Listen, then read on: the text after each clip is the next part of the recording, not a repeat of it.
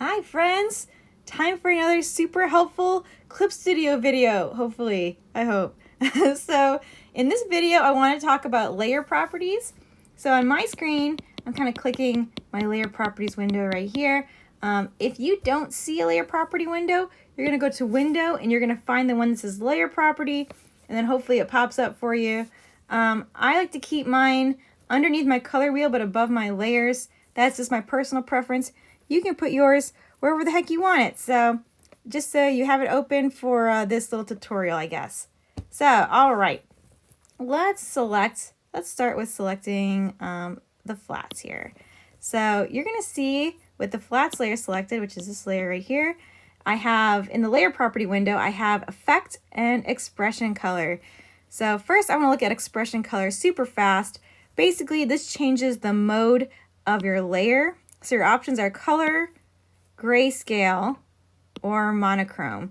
So any colors you're kind of seeing in the character right now are because of other layers that are on top, but everything on this flats layer has now changed to be like one of these types. So I can always go back to color and it retains my original colors that I painted with. So just in case you want a really quick grayscale effect, boom, there you go.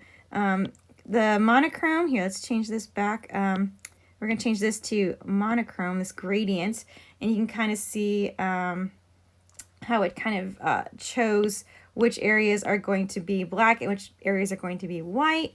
So it can kind of create some really cool effects, but I'm going to change everything back to color so we can move on to the next bit, which is borders and strokes and things like that.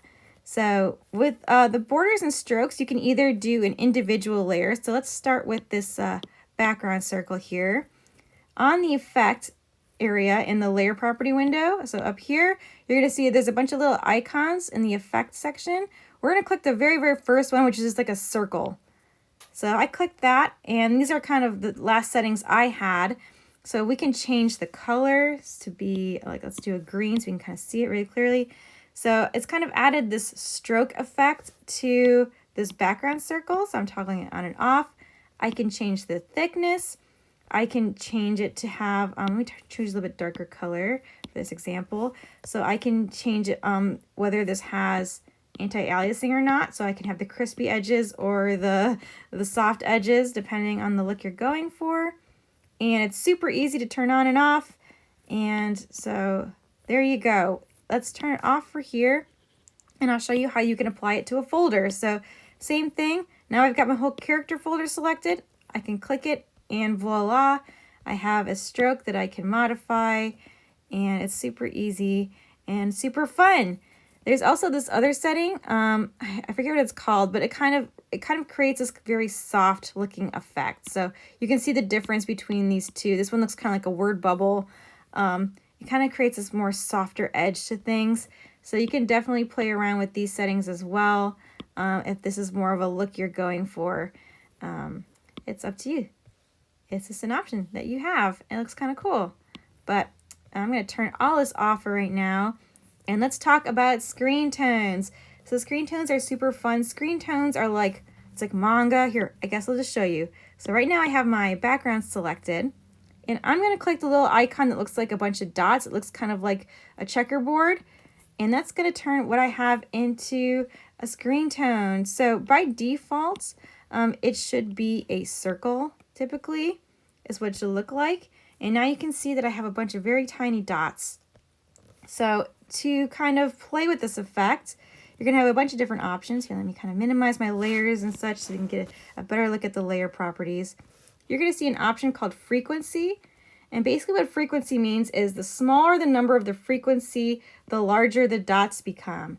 So then, of course, the higher the frequency, the smaller the dots become. So you can kind of mess around with this until you get an effect you're happy with. You can apply all of this, in fact, to a folder. So I'm going to do that. I'm going to click my art that holds everything right here. I'm going to click the screen tone little effect, and now everything has a screen tone. But it's all going to have the same effects, the same frequency, the same shape. So let's try a different shape. Let's try line. So you can see it applies the same thing universally across this folder now. So maybe you don't want that. Maybe you want some areas to have a different frequency or something like that. So you don't have to apply it to your whole art piece all at once, but I just want you to know that it's definitely an option you can do. So I'm going to toggle this one off, and let's play with a specific area.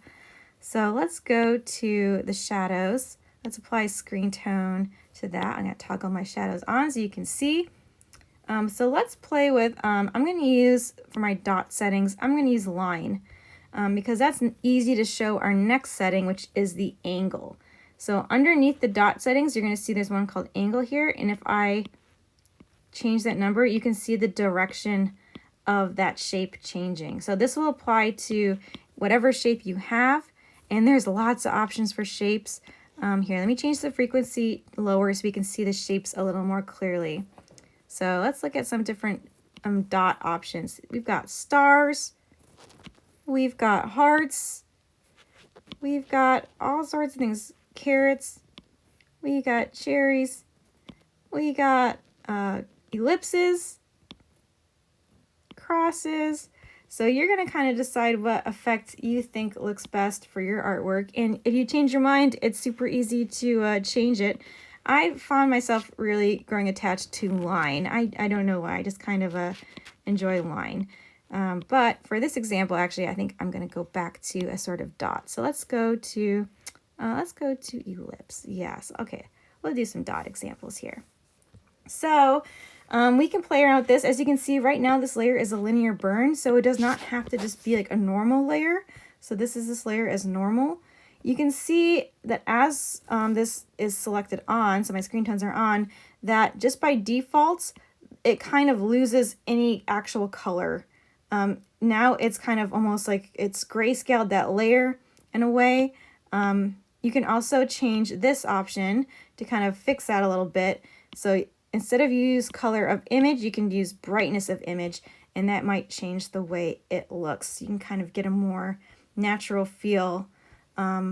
You can also do, let me show you something that I've played around with. So first I'm going to remove the screen tone, and I'm going to duplicate my shadows layer. So now I have two shadows. So the shadows on the top, I'm going to change this to a screen tone layer, and instead of normal, I'm going to change it to overlay. So now you can see that I've got like colored dots now. So instead of black dots, it kind of matches closely to the color that's underneath it. So that's a really cool effect. Just make sure that the dots are on top of your whatever color you want, and that layer is set to overlay if you want that kind of colorful effect. So that's my hot pro tip for you. And you're of course still welcome to modify your artwork. Like if I were to draw stuff on this specific layer, it's gonna affect it with the screen tones and things like that. I can modify this in a way like I can erase stuff with an airbrush. So if I don't want dots everywhere in the shading, I can kind of erase the areas where I don't want any screen tones to be present. Like let's say I want to add stuff to the shadow here. And of course you could just apply the effect straight to the layer. You don't need to duplicate it, but then it will remove any tint of color you've got. But let's say I want to duplicate this, add a layer with screen tones, and same thing, I can like modify this and have it so the screen tone kind of fades away. So it kind of goes from screen tone to no screen tone. So this is definitely like an experimental game where you're gonna have to play around with it for yourself, see what you like. As I was saying as well, like you can also continue to add darker colors to kind of get a different screen tone effect. So obviously the darker the color, the kind of more larger the dots are. So you can continue to kind of add to your art and modify it in any way you want. So I hope you play around with this and have fun playing with screen tones and layer properties.